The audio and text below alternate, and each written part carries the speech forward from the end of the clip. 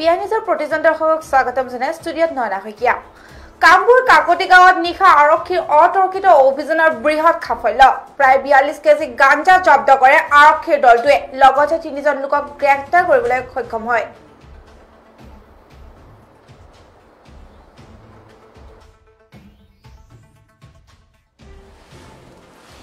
কামপুৰ কাকতি গাঁৱত নিশা আৰক্ষীৰ অতৰ্কিত অভিযানৰ বৃহৎ সাফল্য। প্ৰায় 42 কেজি গাঞ্জা জব্দ কৰে আৰক্ষীৰ দলটোৱে। অতি কৌশলে ইটা তলত খুমুৱাই আনে গাঞ্জাখিনি। এখন ইটা কঢ়িওৱা বলেৰো পিকআপ ভেনত ডিমাপুৰৰ পৰা আনিছিল গাঞ্জাখিনি। আৰক্ষীয়ে AS02 AC 8678 নম্বৰৰ বলেৰো পিকআপ ভেনত লগতে গাড়ীখনত থকা 3জন লোকক গ্ৰেপ্তাৰ কৰে আৰক্ষীয়ে। ধৃত লোককেইজন কাদিৰ আলী, ৰফিক আলী আৰু মেহবুব আলী বুলি জানিব পৰা গৈছে।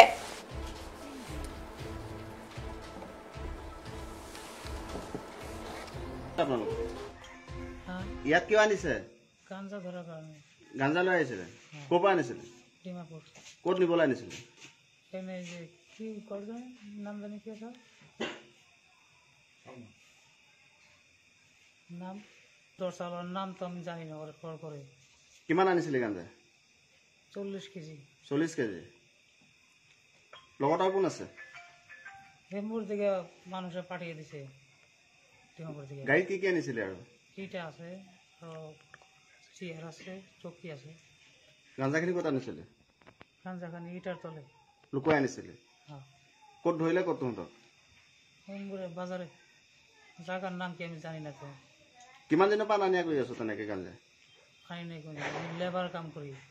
লেবাৰ কাম কৰ? মোৰ দিকে পাঠাইছে। পঠাই দিওঁতে গম পায় গাঞ্জাটো যে দি পঠালে গম পায় নাই?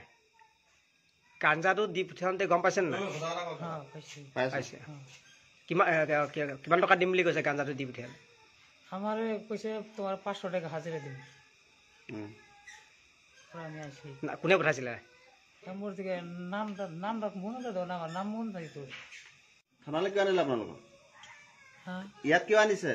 গাঞ্জা ধৰাৰ কাৰণে। গাঞ্জা লৈ আহিছিলে? ক'ৰ পৰা আনিছিলে? ডিমাপুৰ। এই খবৰটো ষ্টুডিঅ'ৰ পৰা বিদায় লৈছো। চাই থাকিব প্ৰতিটো মুহূৰ্তৰ খবৰৰ বাবে PI নিউজ। ৰাইজৰ দ্বাৰা ৰাইজৰ বাবে। ধন্যবাদ।